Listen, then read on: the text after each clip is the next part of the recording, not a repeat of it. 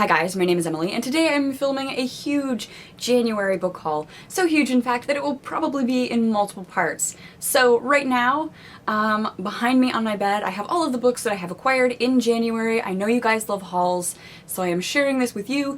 Don't worry, I didn't spend money on most of these things. So grab yourself a cup of tea and get comfortable. So I am taking 2 courses this semester, in addition to being a teaching assistant for children's literature. So my first course is Indigenous Literature in North America, and so I have a course pack with selections from various works by Indigenous writers, which I'm not going to show you because it's not that cool, and you won't be able to find it anywhere, but for the actual text that you might be able to find for yourself, I have Half-Breed by Maria Campbell. This is a biography. It chronicles Maria's young life and the responsibilities that she has to take on and the hardships that she faces, and I have read this, and you will hear more about this in my January wrap-up. So the next book is House of John by N. Scott Momaday, and I don't know anything about this, so I'll share the blurb on the back.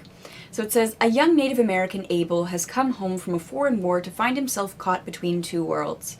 The first is the world of his fathers, wedding him to the rhythm of the seasons, the harsh beauty of the land, and the ancient rites and traditions of his people. But the other world, modern, industrial America, pulls at Abel, demanding his loyalty, claiming his soul, goading him into a destructive, compulsive cycle of dissipation and disgust. And the young man, torn in 2, descends into hell. So this sounds like a really challenging read. A lot of these reads will be quite dark, just based on how we have treated Indigenous peoples in North America, and so I feel like a lot of these readings are going to be quite traumatic, but very important reads. So there's that.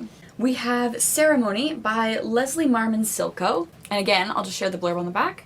Toews, a young Native American, has been a prisoner of the Japanese during World War II, and the horrors of captivity have almost eroded his will to survive. His return to the Laguna Pueblo reservation only increases his feeling of estrangement and alienation.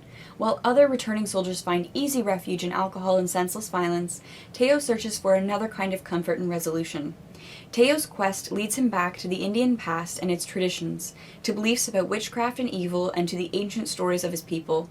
The search itself becomes a ritual, a curative ceremony that defeats the most virulent of afflictions, despair. So again, another challenging read. The next is 10 Little Indians by Sherman Alexie. This is a collection of 9 poignant and emotionally resonant stories about Native Americans who, like all Americans, find themselves at personal and cultural crossroads, faced with heart-rendering, tragic, sometimes wondrous moments of being that test their loyalties, their capacities, and their notion of who they are and who they love.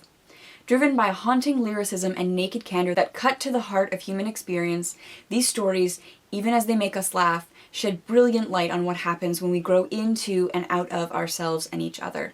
So this sounds really amazing, and I'm so looking forward to this. Then I have Godless but Loyal to Heaven, Stories by Richard Van Camp. This is a collection of short stories that I will be doing one of my seminar presentations on. I chose to do the short story collections, both of them that I have here, just because like 4 people will be presenting on a day, and I figured with all the stories we'll have more chance of talking about different things. So in Van Camp's fictionalized North, anything can happen, yet each story is rooted in vivid contemporary reality.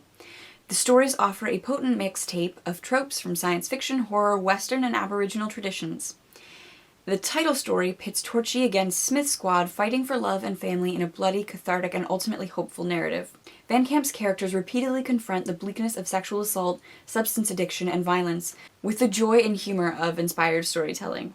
And so these, again, sound really good, and I'm looking really forward to reading them and then having a discussion with the class about these. So, and finally, I have Just Pretending by Lisa Bird Wilson. This is the newest text on our course, published in 2013. And this is another collection of short stories. Doesn't really have a blurb on the back, but again, I love short story collections for this kind of stuff, especially for school, because it gives us so much opportunity to present, and I am presenting on this book on one of the short stories. So I'm really looking forward to this. For my second course, I am taking Literature as Witness, which looks at Mennonite trauma literature from the Canadian prairies. And so for that, we do have a lot of readings online, a lot of poetry, a lot of secondary texts on trauma theory. So we didn't actually have to buy that much, but the texts that we did have to buy sound amazing, and I am so looking forward to reading them. First, we had to read Standing All the Night Through Poems by Audrey Poetker-Thiessen. This is a collection of poetry that is absolutely beautiful. I read this already, and I want to reread it before our part 2 discussion on Thursday. It's so good. I think it's out of print though, so you can find used copies, but you cannot find new copies if I'm not mistaken. If you can get your hands on this and you love poetry, highly, highly recommend this. It was just beautiful. It was absolutely beautiful. The next book is Blue Mountains of China by Rudy Wiebe. This is an epic novel that sweeps across a vast expanse of time and space. The Blue Mountains of China tells the unforgettable story of a group of Russian Mennonites in search of a land that would give them religious freedom.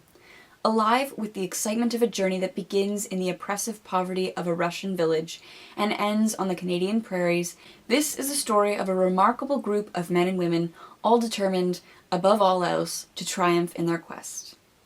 And so, really excited for this. I will probably review this. And then we have to read 2 novels by the wonderful Miriam, who wrote A Complicated Kindness. This has been around for a while. This is so good. I have read this multiple times. I would highly recommend A Complicated Kindness, but we are reading 2 of her other work. One is Swing Low Life. One morning, Mel Toews put on his coat and hat and walked out of town, prepared to die. A loving husband and father, faithful member of the Mennonite Church, and immensely popular schoolteacher, he was a pillar of his close-knit community. Yet after a lifetime of struggle, he could no longer face the darkness of manic depression. In Swing Low, his daughter Miriam recounts Mel's life as she imagines he would have told it, right up to the day he took his final walk. A gracefully written and compassionate recounting of a man's battle with depression in a small Mennonite community. Swing Low is a moving meditation on illness, family, faith, and love. Miriam Toews, All My Puny Sorrows. The blurb says, Elf and Yoli, 2 smart and loving sisters. Elfreda, a world-renowned pianist, glamorous, wealthy, happily married. She wants to die. Yolandi divorced, broke, sleeping with the wrong men as she tries to find true love. She desperately wants to keep her sister alive. But Elf's latest suicide attempt is a shock. She is 3 weeks away from the opening of her highly anticipated international tour. Can she be nursed back to health in time? As the situation becomes ever more complicated, Yoli faces the most terrifying decision of her life. And so this is loosely based on the experience of having a suicidal family member, and again, just sounds heartbreaking, and Miriam Toews' writing style is beautiful and I love it, and so I have no doubt that this is going to be just beautiful. And I will probably do a review for this as well once I've read it for class. And the final pile of books for school are books that I did not have to buy. These are books that the school has lent me for the semester. So the first is Neil Gaiman's Coraline, which I just posted a review for, and the graphic novel that came by mistake. You can hear my thoughts on this in my review video. I will link that video in the description down below. We have This Monstrous Thing by Mackenzi Lee. This is a steampunk Frankenstein retelling, and I will talk about this in my January wrap-up. Then we have Marcus Sedgwick's My Swordhand is Swinging. Again, I will talk about this in my January wrap-up. We have Golem, Story and Pictures by David Wisiewski, and I have no idea what this is about, so we shall see. Then we have The Diary of a Young Girl by Anne Frank. So we are looking at Holocaust literature in addition to the Gothic. The course is based around spooky novels for children. I think everybody probably knows what The Diary of Anne Frank is. Then we have The Boy in the Striped Pajamas by John Boyne. This is a novel that I've had to read for children's literature courses before. It's a novel that is highly debated in scholarship to teach children sort of this naive, idealistic depiction of the Holocaust. So when I read this, I will review it and probably incorporate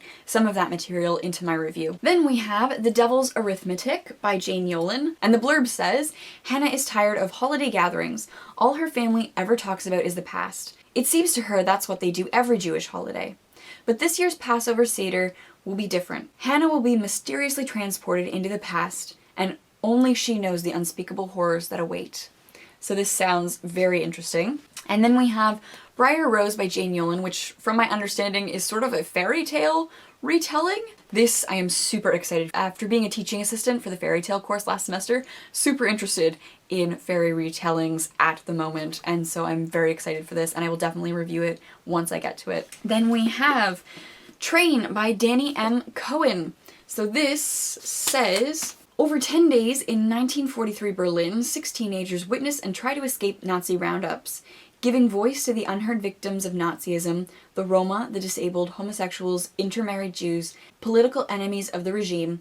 This thriller will change how we think about the Holocaust. So again, curious about this. And then the course ends with Miss Peregrine's Home for Peculiar Children by Ransom Riggs. This is super popular on BookTube. I do think I have a review for this, which I will link down below. Putting it last must mean that it ties in a lot of the themes. At least that's what I'm thinking. So I am very excited to get to this. So that brings us to the end of part 1 of my book haul, books I got for school. So if you have read any of these books, let me know in the comments below your thoughts. Part 2 of this haul will be up shortly. Thank you so much for watching, and I will see you soon. Bye!